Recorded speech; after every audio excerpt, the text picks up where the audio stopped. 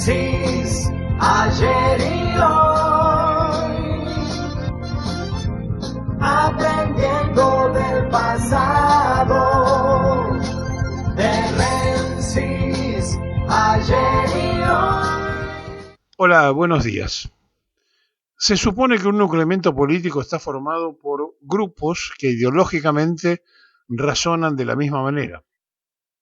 Sin embargo, hay antecedentes en la Argentina que son dignos de un estudio profundo.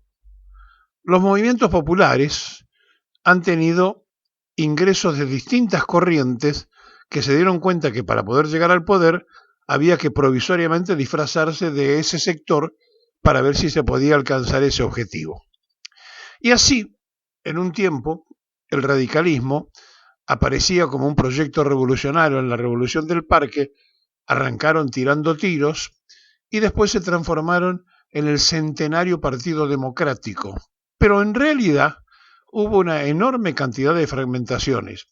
El irigoyenismo pasó casi masivamente a fundar el peronismo, en parte de lo que quedaron en la estructura del viejo Partido Radical, después se dividió en la UCRI, luego la UCRI se dividió en el MIT y el PI, y así fueron desapareciendo lentamente distintas maneras de pensar, supuestamente abarcados por la ideología madre. Bueno, en el peronismo, que es un movimiento y no un partido político, las cosas son un poco diversas a lo del radicalismo, pero en definitiva la disgregación es exactamente igual. Es decir, se llega después de un tiempo a ver que miembros fundadores originarios del peronismo aparecen después referenciados en otras estructuras partidocráticas para buscar un destino que le permita acceder a algún lugar del poder. En definitiva, entonces, esto de que la ideología debe juntar a los que supuesta o imaginariamente piensan igual es la declaración de principios de los partidos, pero en definitiva no es la realidad en la práctica. Y así hemos pasado de situaciones muy extrañas como transformar las elecciones internas de los partidos en una cosa abierta con las PASO. Bueno, ahora se abolieron las PASO, ya no se van a realizar más, cosa que es positivo, porque en realidad cada quien debe discutir en su propio terruño y en su propia ideología de qué se trata. Es lógico que los radicales tengan su interna, los peronistas tengan la suya, los socialistas la propia, pero no que un peronista vote en una interna radical o viceversa, o que un socialista vote en la interna liberal.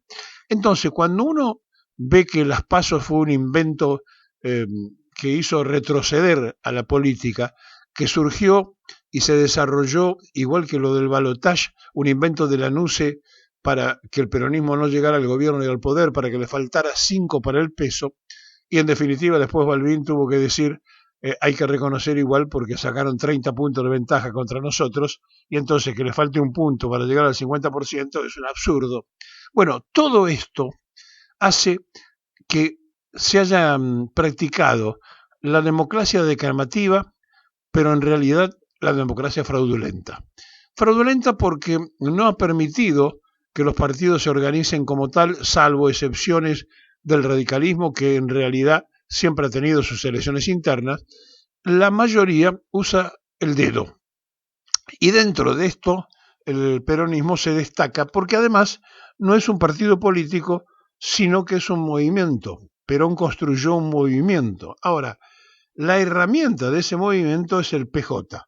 Y el pejotismo tiene entonces las mismas cosas que tiene cualquier partido político, donde alguno se apodera de la lapicera, pone y saca candidatos no siempre representativos de una base popular. Por lo menos en los que funcionan como partidocráticos, como partidos políticos, hacen elecciones internas. En el justicialismo todo es a través de la dedocracia del poder de turno.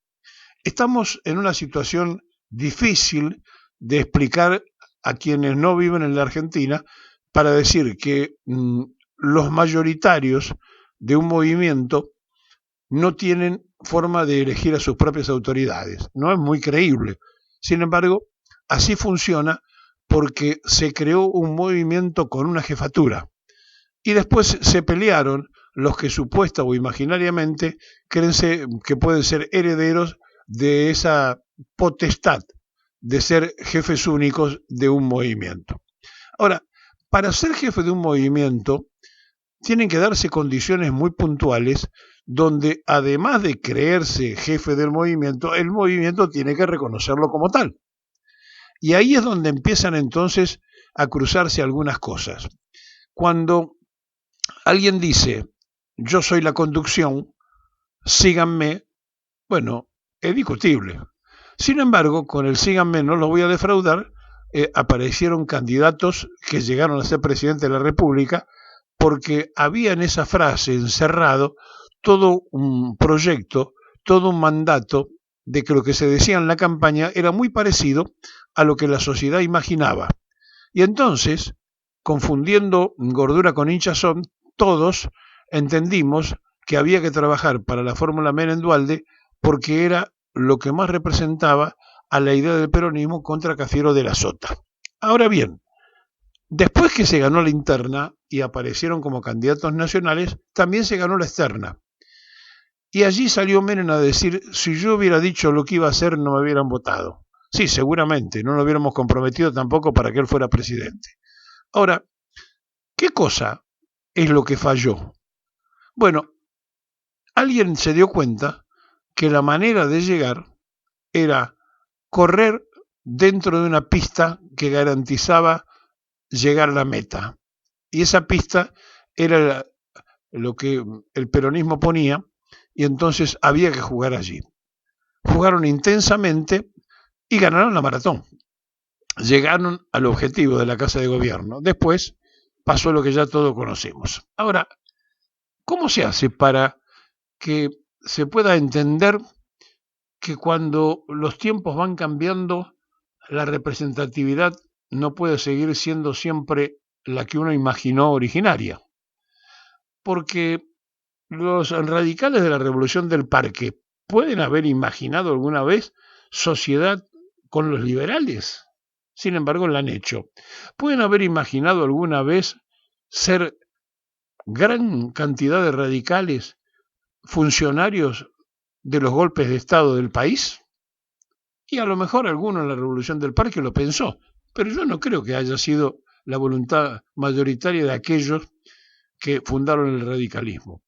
Bueno, y el peronismo, que nació como un movimiento revolucionario y que construyó alrededor de un líder que la gente estaba esperando, porque hubo un grupo que se ponía a trabajar en un proyecto nacional que se puso a construir una idea y de pronto apareció Perón y dijeron, es este. Bueno, todo eso nosotros lo tenemos en cuenta cuando aparecen personajes que son excepcionales en la historia. Ahora, lo común, lo vulgar, lo rutinario, no está contemplado. Y cuando aparece eso, lo vulgar, lo rutinario, lo común, empiezan entonces a exigirse otras cosas.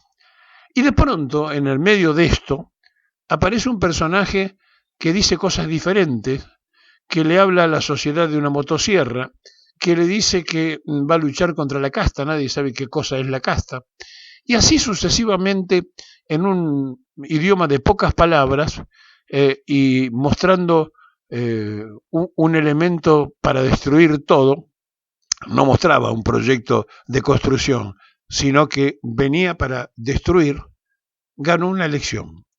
Y ganó una elección porque lo otro había fallado, porque los que tenían que haber cumplido con el mandato anterior se había hecho una tremenda frustración social y la sociedad reaccionó de la manera que ya conocemos. Ahora bien, pasó el tiempo, es el presidente que hoy tenemos, la Argentina se endeuda a un promedio de 10.000 millones de dólares mensuales, a nadie parece molestarle, la Argentina tiene una tasa de desocupación que va en aumento, parece que a nadie preocupa, las consecuencias son realmente gravosas porque el presidente que pusieron los argentinos se pelea con todo el mundo, no se lleva bien con los vecinos, no se lleva bien con determinados países y en definitiva es un equilibrista de la política, un improvisado, un impresentable social que hace cosas insólitas y que además a la noche, en lugar de descansar y dormir, para estar fresco y construir al otro día, se pone a usar las redes y a ser un integrante más de la locura de las redes sociales. Bueno, esta Argentina de hoy, que tiene este ejemplar como principal empleado público, es nada más ni nada menos que nuestra propia representatividad. Es decir, somos así, porque no salen de un repollo los dirigentes, son el reflejo de nuestra sociedad. Y apareció uno que dijo que con una motosierra iba a romper todo y la sociedad dijo, vamos por ahí. O sea, vamos a destruir todo. ¿Qué significaba en el fondo eso? Que la sociedad estaba desconforme con lo que había, que quería cambiar. Y si alguno le decía que había que romper para cambiar, pensaron, bueno, destruimos, armamos cimientos nuevos y crecemos. Claro, eso era una ilusión, porque en realidad era todo un gran macaneo público de un viejo liberal que tiene las estructuras que él mismo confiesa de la escuela austriaca, que es más vieja que la propia fundación en la Argentina de las ideas liberales, radicales, conservadoras o peronistas. Y por lo tanto, nosotros, los habitantes del país, los argentinos, no tenemos en claro qué cosa queremos, porque votamos en general por gratitud o por desconformidad. Entonces, se votó en contra de la marchita. ¿Por qué? Y porque Alberto Fernández no hacía lo que tenía que hacer, porque se quejaban que Cristina había puesto a Fernández, por lo que fuera, se votó en contra. Se votó en contra de Sergio Massa y de la economía que Sergio Massa manejaba en ese momento y era el candidato del sector. Y en definitiva, resultó el cachivache que hoy tenemos sentado en la Casa de Gobierno, puesto por la mayoría de la sociedad argentina. Ahora bien, ¿quiénes fueron los que lo votaron? ¿Todos los anti que no quieren los que cantan la marchita? ¿O también los que cantaron la marchita que pusieron el voto allí? Créamelo que esto también ocurrió. Y entonces, allí nos damos cuenta que lo que pasó fue una tremenda carencia de conducción, el alejamiento de una dirigencia que no interpretó al pueblo y esencialmente el peronismo tiene que tener ese contacto diario y permanente con las bases, porque surgió del pueblo, surgió como revolucionario y no como partidocrático encerrado en una oficina para armar listas de diputados y senadores. Pero parece que no lo entendieron y así no fue. Y entonces, a partir de esta circunstancia y de este momento y de este tiempo, uno se pregunta, ¿y ahora qué? Y bueno, ¿ahora qué, no? Es el título que alguna vez usó Jorge Antonio para hacer un libro. El ahora qué significa que no sabemos hacia dónde se va, porque lo que tenemos es orfandad de conducción movimentista. Y tenemos una enorme cantidad de precandidatos y candidatos. Sobran los candidatos, pero no hay conductores. Y entonces el movimiento que necesita de conducción está allí, flotando, dando vuelta, y es donde empieza el trabajo de la prensa canalla. A esa gente que está sin conducción, la prensa canalla todos los días le hace la cabeza, todos los días lo envenena, todos los días le inyecta algo como para que esa mujer o ese hombre se pongan a preguntar a sí mismo, ¿y será así como dicen estos? Finalmente van consiguiendo el objetivo, están logrando ese objetivo que se propusieron, que se trata de la revolución cultural para dar vuelta a la historia nacional. Lo van haciendo de a poco, lo van haciendo poniéndole Sarmiento al centro cultural, lo van haciendo cuando inauguran bustos de personajes del liberalismo y esconden otras cosas. Entonces, frente a todo esto, nosotros tenemos que darnos cuenta que lo que hay es una tremenda orfandad, no hay conductores del movimiento nacional. Y si alguno está pensando en Cristina Fernández es candidata, pero no ha conducido, porque en su momento ella empezó a utilizar una excusa que dijimos en ese momento que no era cierta, que estaba proscrita y nunca estuvo proscrita, siempre pudo ser. Pero no se trata de ser candidata, se trata de conducir al movimiento. No importa si eso no es candidata, eso es lo de menos. Lo que importa es conducir al movimiento. Nunca quiso tomarse esa tarea, no lo sentirá, vaya uno a saber qué cosa. Y tampoco lo fue Massa, y tampoco ninguno de los que aparecieron en el sector que imaginariamente puede representar el campo popular. Así que estamos nadando contra la corriente en la búsqueda de esa referencia. Ahora, quizá habrá que sugerir a toda la sociedad que empiece a buscar y a decidir sus anticuerpos organizándose de abajo hacia arriba, no esperando que uno convoque para que salgan a la calle, no esperando que convoque la CGT, que es un nucleamento sindical, no esperando que llame un partido político determinado. No hace falta. Hace falta que cuando uno está harto y cuando uno ve que le ponen bandera de remate a lo nacional y entonces dice yo no quiero que entreguen a mi país, salgo aunque sea solo a una esquina con una cacerola hasta que se me junten 4 más. Pero eso no pasa. Es decir, lo que tenemos es una tremenda costumbre de usar el libro de queja. Nos quejamos todo el día. De la queja al hecho hay un gran trecho. La Argentina está entre los opinólogos y los que hacen. Y créamelo, los liberales vienen a ser. Los nacionales por ahora somos opinólogos.